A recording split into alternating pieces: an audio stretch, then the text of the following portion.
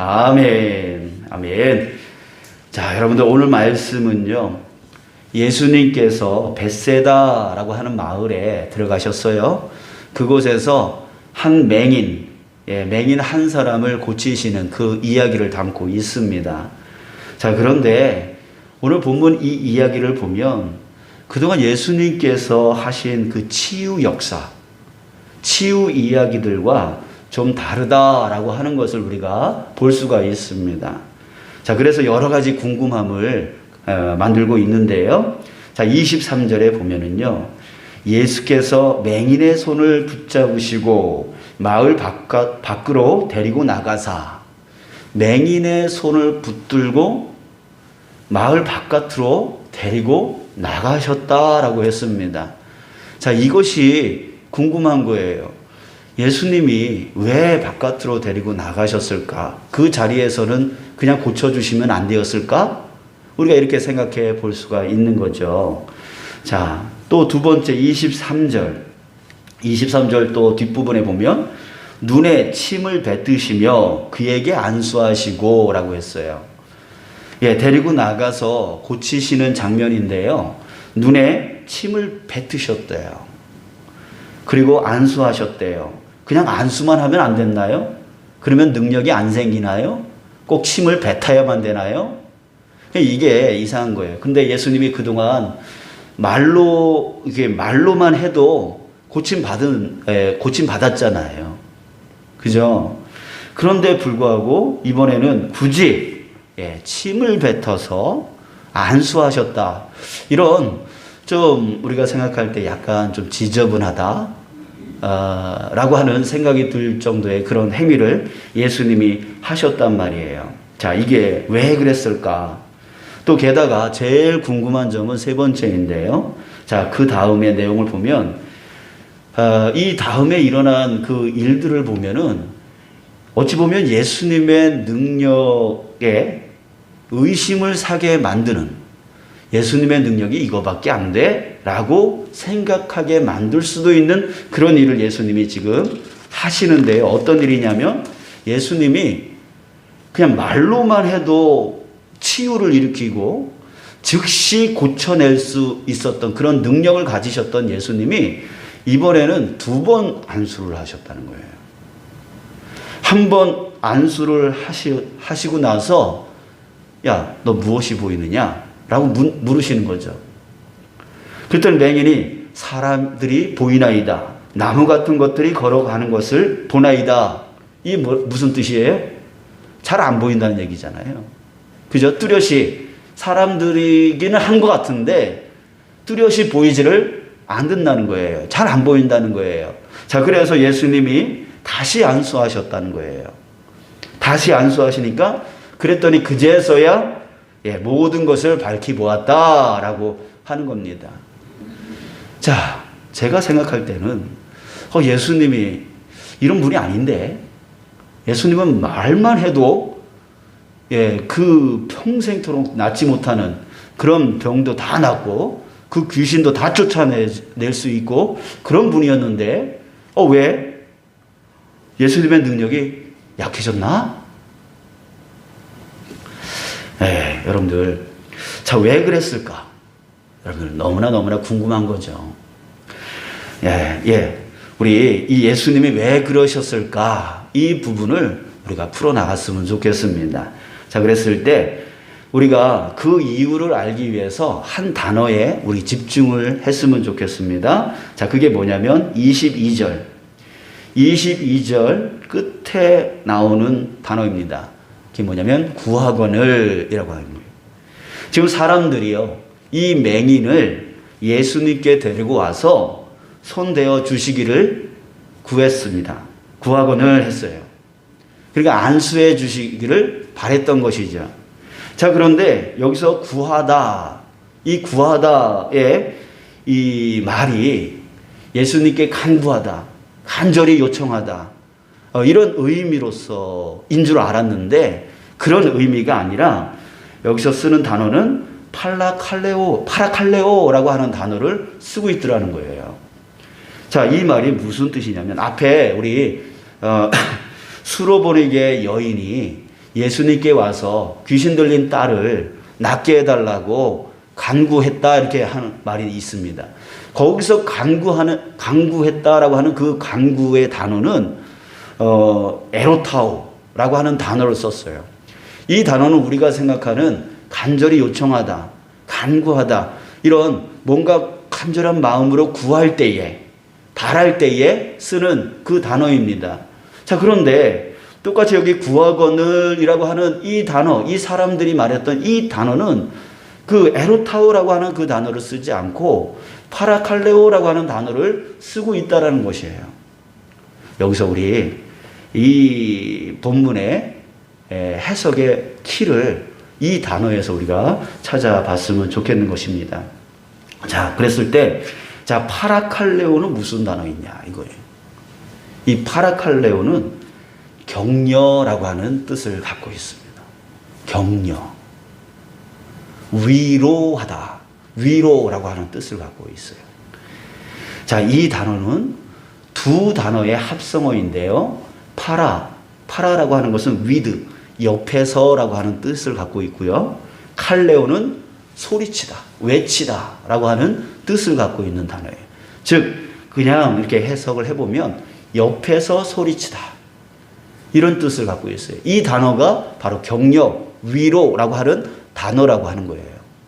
자, 그러니까 옆에서 소리치는 게 격려하는 거고 위로하는 거다, 이런 의미가 되어지는 것이죠. 자, 다시 한번 그 상황을 우리 상상해 봤으면 좋겠습니다. 지금 사람들은요, 맹인을 예수님께로 데리고 와서 예수님을 향하여서 예수님께 어떻게 하는 거예요? 이 맹인을 격려해 달라고, 이 맹인을 위로해 달라고 옆에서 외치는 거죠. 네, 상황이 그려지십니까? 주님 여기 맹인이 있는데요, 이 맹인이 너무 불쌍해요. 예, 그 마음이 너무 상해져 있어요. 주님 도와주세요. 주님 도와주세요라고 그 사람 옆에서 소리치는 거예요. 예수님께 소리치는 거예요. 이게 바로 격려요, 위로다 라고 말하고 있는 것이죠. 그래서 지금 사람들은 이 맹인을 격려해 달라고, 위로해 달라고 예수님께 부탁하고 있는 것이에요. 자, 사랑하는 여러분, 참 우리가 이런 자 되어졌으면 좋겠습니다. 예, 이런 우리가 되어졌으면 좋겠어요. 곁에 우리 힘들어하는 자, 곁에 우리 어려워하고 있는 자, 마음 상해져 있는 자, 그런 자들을 위해서 예수님께 대신 주님, 이 사람을 격려해 주세요. 이 사람을 위로해 주세요. 이 사람을 도와주세요. 이 힘듦을 해결해 주세요. 라고, 주님의 그 위로와 주님의 그 격려와 주님의 그 치유를 구할 수 있는 자. 그런 자가 바로 저와 여러분 되었으면 좋겠다 하는 마음입니다. 여러분들, 지금 세상에는 어떤 사람들이 많습니까? 이런 격려자, 위로자보다는 어떻게 해요? 자기 불평만 하고, 남 비난만 하고, 그렇게 조금 뭐 잘못하면은 그걸 참지 못하고, 비난하고, 잘못을 탓하고, 이런 사람들이 이 세상에 너무나 많지 않습니까? 그 안에서 우리는 위로받지 못하고, 오히려 마음이 더 상해가고 있고, 더 힘들어가고 있고, 더 어려워하고 있잖아요. 지금 우리가 살고 있는 세상이 그렇습니다. 그런 것들이 넘쳐나고 있는 이 세상 가운데 여러분들, 우리는 정말 예수님을 믿는 우리는 정말 그 힘들어하는 자들, 그 어려워하고 있는 자들, 그 고난 가운데 있는 자들을 예수님께, 주님, 정말 저 사람이 고난 가운데 있어요. 저 사람이 어려운 가운데 있어요. 저 사람이 힘든 가운데 있어요. 주님 도와주세요. 도와주세요. 그 사람 곁에서 주님께 대신 주님 도와달라고 외칠 수 있는, 격려해달라고 외칠 수 있는, 위로해달라고 외칠 수 있는, 고쳐달라고 외칠 수 있는 그런 자 되어지기를 간절히 바라는 마음입니다. 사랑하는 여러분, 저와 여러분들이 이를 위해서 부름받은 자인 줄 믿습니다. 우리 이제 저 세상 사람들처럼 그렇게 똑같이 하는 우리가 아니라 정말 주님 이 사람들처럼 이 맹인을 위로했던 격려했던 이 사람처럼 우리도 주변에 힘들어하고 어려워하는 자들, 그런 자들을 주님께 간구할 수 있는, 주님께 부탁할 수 있는 저와 여러분들 되시길 축복합니다. 자, 이제 예수님이 왜 그렇게 하셨는지를 우리가 조금 이해가 되는 것이죠. 자, 격려가 필요합니다. 위로가 필요합니다. 이 맹인에게 그런 것들이 필요합니다. 지금 필요한 것은 그 보이지 않는 눈 치유되어지는 것만 중요한 게 아니라 그 마음이 상해져 있어요. 그의 삶이 너무나 어려운 가운데, 고난 가운데 있어요. 그래가지고 마음이 힘들고 육신이 힘들고 너무나 어려운 거예요. 그냥 눈만 치유됐다고 해서 그 마음이 치유되어지는 것은 아니잖아요. 여러분들, 우리는 멀쩡하게 살지만 마음이 상해져 버리면 아무것도 못 하잖아요. 힘들어 하잖아요. 그죠? 그렇잖아요. 그러니까 이 맹인에게 정말 필요한 것은 육신의 치유뿐만이 아니라 그 내면 속에 보이지 않는 그의 마음의 치료, 이것이 필요했던 거예요. 그래서 예수님은요, 굳이 안 하셔도 되고 다 낫게 하실 수 있는데도 불구하고 지금 맹인의 손을 잡고 마을 바깥으로 데리고 가는 거예요. 갈 때 얼마나 걸렸을까요? 그 마을 크기에 따라 다르겠죠? 그랬을 때 그 마을이, 그 마을 바깥으로 나갈 때에 어느 정도의 시간이 있었을 거예요. 그 시간 동안에, 뭐 하셨을 것 같아요? 이 사람하고 저는 대화를 나누지 않으셨을까? 어디가 어떻게 힘든지, 어떤 마음을 갖고 있는지, 정말 예수님께서 상담자가 되어주셔서, 카운셀러가 되어주셔서 이 아파하는 이 맹인, 그동안 힘들었던 그 맹인의 그 마음을 만져주시고, 그 대화를 나누면서, 그렇게 손 붙잡고, 맹인이니까 앞이 보지 못하니까 뭐 손 붙들고 가면서 그런 대화를 나누지 않았을까요? 그러면서 그 마음 속에 정말 격려되어지고 위로되어지는, 우리 엠마오로 가는 두 제자에게 예수님이 오셔서 함께 대화 나눌 때에 그들이 그렇게 고백하잖아요. 그때에, 그 대화 나눌 때에 우리 마음이 뜨거워지지 않았느냐라고 했단 말이죠. 그랬을 때 이 맹인도 예수님과 교제 나누면서 나아갈 때에 그 예수님의 그 말씀으로 인해서 격려받고 위로받지 않았을까 하는 그런 상상을 해보는 것입니다. 자, 그랬을 때 그 증거가, 저는 침을 뱉었다라고 하는, 그 눈에 침을 뱉었다라고 하는 이 말에서 또 한번 생각을 해봅니다. 자, 여러분, 누군가가 여러분들 눈에다가 침을 탁 뱉었어요. 여러분들 어떠실 것 같아요? 100이면 100? 기분 엄청나게 나쁘죠. 상대방의 뺨을 때릴 정도로 기분 나쁜 거죠.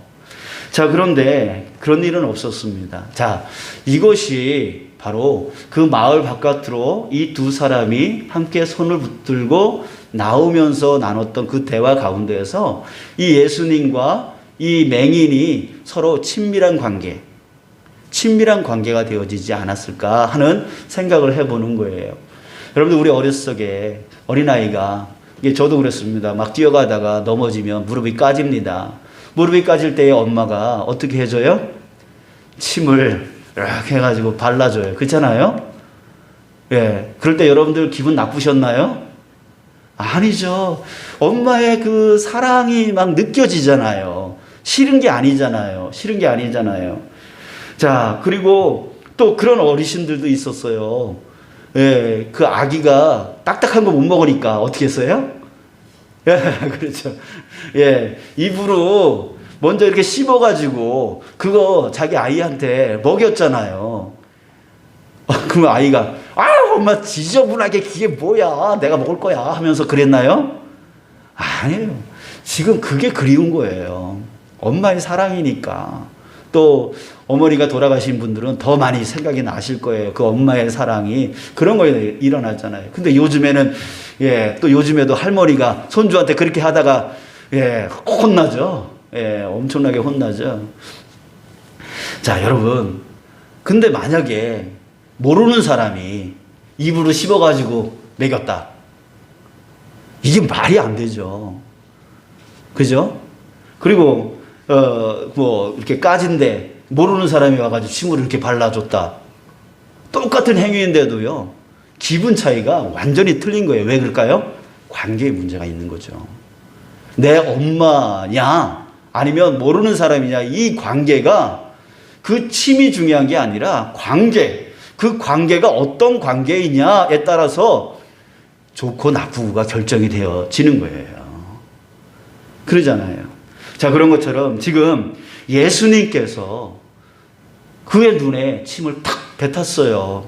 그런데 이 사람이 뭐예요? 뭐 보이지는 않았지만 침이라고 하는 생각은 가졌을 거 아니겠어요? 그랬을 때 정말 아무런 관계도 아니고 막 그런데 침을 뱉었다 그러면 되게 기분 나빠할 수도 있는 상황인데 그러지 않았다는 거예요. 저는 이 장면이 참 걸어오면서 이 맹인과 예수님이 참 친해졌다. 이젠 서로 마음과 마음, 짧은 시간이었지만 예수님이니까 또 그게 가능하지 않았을까. 그래서 친밀한 관계가 되어지니까 눈에 침을 뱉어도 그렇게 되지 않았을까. 그랬을 때 이 맹인은 예수님을 어떻게 한 거예요? 받아들이는 거죠. 받아들였다라고 하는 표현이 바로 이 맹인의 눈에 침을 뱉었을 때 무반응했던, 그냥 받아줬던 그 모습에서 볼 수가 있습니다. 자, 그래요. 친밀해졌어요. 친밀해졌다. 자, 맹인은 안 보이는 눈의 치유뿐만 아니라 지금 예수님과의 친밀한 관계가 되어짐으로 인해서요, 격려받는 거죠. 위로받았던 것이죠. 예수님과 같은 분이 내 친구야. 내 마음을 알아줘. 내 마음을 알아줘. 큰 격려가 되어지고 큰 힘이 되어지는 것이죠. 그렇게 되어지는 거예요. 자, 여러분 한번 생각을 해보세요. 여러분들 어떤 목적으로 만난 관계, 즉 다시 말해서요, 예를 들어서 사업상 일 때문에 만난 관계, 이런 관계가 친해질 수 있나요? 아니요.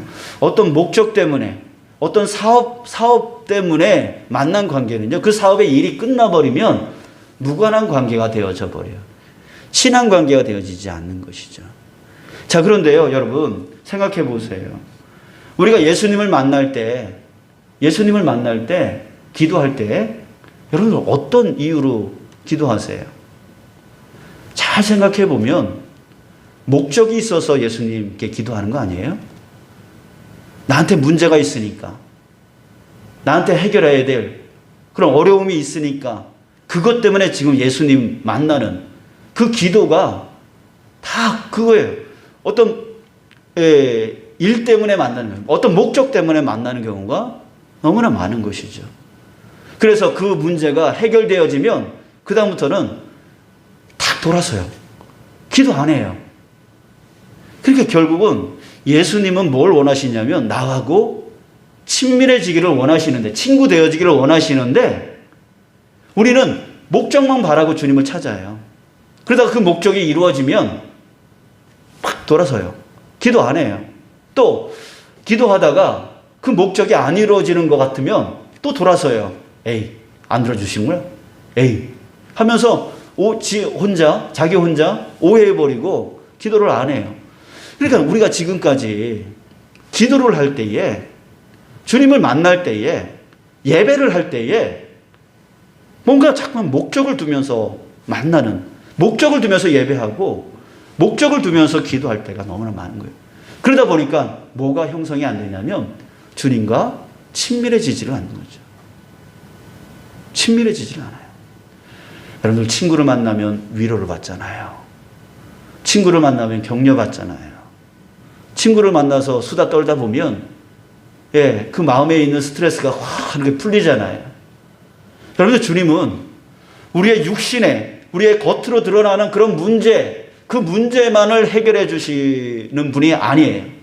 우리 마음속에 오셔서 내 마음을 위로해 주시고 격려해 주시는, 그래서 내 마음에 다시 새 힘을 불어넣어 주시는 그 예수님이신 줄 믿습니다.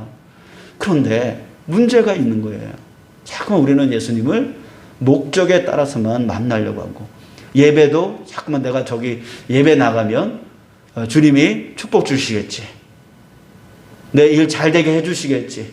내 자녀들 잘 되게 해주시겠지. 그래서 억지로 나오는 거예요. 그 목적 때문에 나오는 거지 예수님 때문에 나오는 게 아닐 때가 많다는 거죠. 그러다 보니까 예배가 어려워요. 기도가 어려워요. 얼마 전에 제 친구가 왔다 그랬습니다. 잠시 방문했다 그랬어요. 너무 좋더라고요. 정말 뭐 어제 만난 친구처럼 몇 년 만에 만났는데도 불구하고 어제 만난 친구처럼 너무나 좋았고 이야기를 나눌 때 정말 힘이 되어지고 뭐 같은 업종에 있는 목사이니까 위로받고 격려받고 힘을 얻고 그랬었어요. 자, 그런데 예수님을 만나면 그런 일들이 일어나야 되는데 자꾸만 목적만 목적 때문에 예수님을 만나니까 예배 와도 위로와 격려가 생기지 않아요. 기도해도 위로와 격려가 생기지 않아요. 내 목적만 생각하고 나아가니까요. 자, 여러분,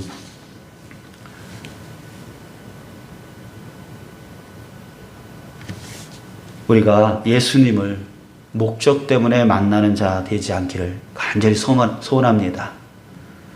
우리 평상시에 예수님이 맹인에게 하듯이 예수님은 우리와 문제 때문에 만나는 관계가 아니라 그냥 일상 속에서 예수 주님 나 속상해요 하면서 그 삶 속에서 그냥 마음을 털어놓을 수 있는 마음을 털어놓을 수 있는 그 예수님을 찾는 우리가 됐으면 좋겠어요. 뭐 속상한 일 있으면 속상하다고 하고 뭐 힘든 일 있으면 힘든 일이 있다고 하고 그냥 어떤 해결의 문제를 위해서가 아니라 그냥 주님과 마음을 털어놓는 그런 관계. 뭐 일하면서도 농사일 하면서 우리 사업일 하면서 직장일 하면서 주님과 함께 교제 나누는 거예요. 오늘 무척 덥네요 주님. 힘들어요. 이렇게 정말 주님 앞에 투덜투덜 대면서 또 대화 나누는 거.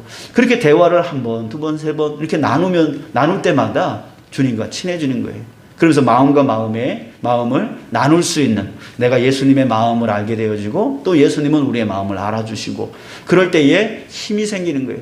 예수님이 가까이 나와 친하면 친할수록 나는 힘이 나는 거예요. 여러분들 제가 대통령하고 아는 사이고 또 친밀한 관계다. 그러면은 큰 백을 얻는 것처럼 막 힘이 날 거예요. 그런 것처럼 정말 천지 우주 만물을 창조하신 그 하나님이신 그 예수님이 나하고 친밀해요. 나하고 친해요.